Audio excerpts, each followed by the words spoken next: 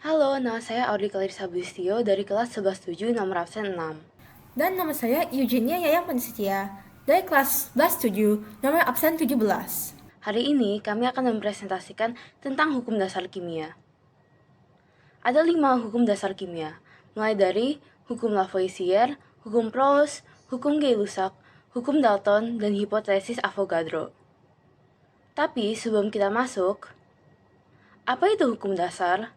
Hukum dasar kimia adalah hukum yang digunakan untuk mendasari hitungan kimia dan hubungan kuantitatif dari reaktan dan produk dalam persamaan kimia.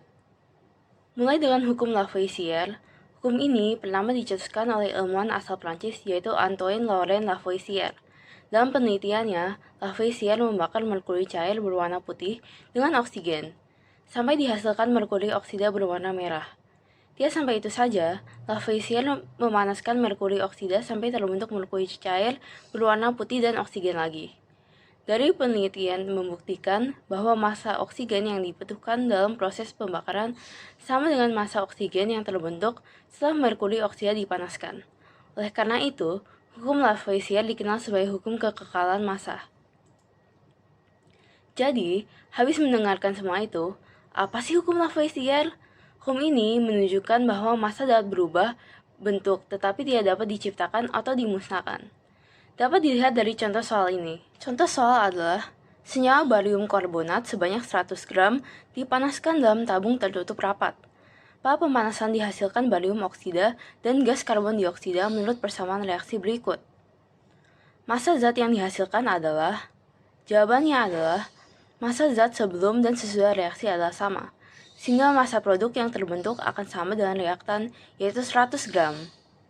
Nah, selanjutnya kita akan masuk ke dalam hukum Proust. Hukum Proust ini ditemukan oleh seorang ilmuwan asal Prancis bernama Joseph Louis Proust yang pada tahun 1799 melakukan penelitian perbandingan massa unsur yang tergandung di dalam sebuah senyawa. Penelitian itu membuktikan bahwa setiap senyawa tersusun atas unsur-unsur dengan komposisi tertentu dan tetap.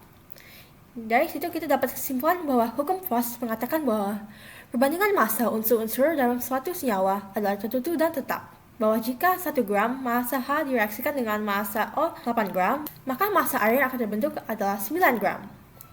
Nah, jika massa H yang direaksikan adalah 2 gram dan massa O yang direaksikan adalah 8 gram, maka massa air yang terbentuk tetap akan adalah 9 gram. Sedangkan sekarang ada sisa hidrogen 1 gram. Ini karena jika kita ingat sebelumnya, hukum Proust mengatakan bahwa perbandingan massa unsur-unsur dalam sebuah senyawa adalah tertentu dan tetap. Yang berarti meskipun ditambahkan massa hanya 1 gram, karena perbandingan H dan O2 dalam senyawa air adalah 1:8, maka tetap akan terbentuk 9 gram senyawa air dan adanya sisa 1 gram hidrogen. Jadi, jika direaksikan hidrogen 2 gram dan oksigen 16 gram, massa air yang terbentuk akan 18 gram. Fun fact nih, ternyata hukum Proust juga dapat digunakan untuk menentukan presentasi unsur, yaitu dengan menggunakan rumus massa unsur sama dengan jumlah AR unsur per MR unsur dikali massa senyawa. Untuk mencari presentasi, massa senyawa hanya tinggal diganti dengan 100%. Sekarang kita masuk ke dalam hukum Dalton. Seorang ilmuwan asal Inggris yang bernama John Dalton melakukan penelitian dengan membandingkan massa unsur-unsur pada beberapa senyawa. Contohnya, oksida karbon dan oksida nitrogen. Senyawa yang digunakan Dalton adalah karbon monoksida dan karbon dioksida. Dari perbandingan keduanya diperoleh hasil sebagai berikut. Jika massa karbon di dalam karbon oksida dan karbon dioksida sama, massa oksigen di dalamnya akan memenuhi perbandingan tertentu. Perbandingan massa oksigen pada senyawa karbon oksida dan karbon dioksida yang diperoleh oleh Dalton adalah 4:8 sama dengan 1:2. Jadi, kesimpulannya adalah, jika dua senyawa bergabung membentuk lebih dari satu senyawa, dan jika massa salah satu unsur dalam senyawa tersebut sama, sedangkan yang lain berbeda, maka perbandingan massa unsur lainnya akan merupakan bilangan bulat sederhana. Nah, selanjutnya kita akan masuk ke dalam hukum Gay-Lussac. Hukum Gay-Lussac berbunyi bahwa pada suhu dan tekanan yang sama, perbandingan volume gas-gas yang bereaksi dan volume gas-gas yang hasil reaksi merupakan bilangan bulat dan sederhana. Rumusnya adalah volume ditanya sama dengan koefisien yang ditanya per koefisien yang diketahui dikali dengan volume yang diketahui. Dan yang terakhir adalah hukum Avogadro.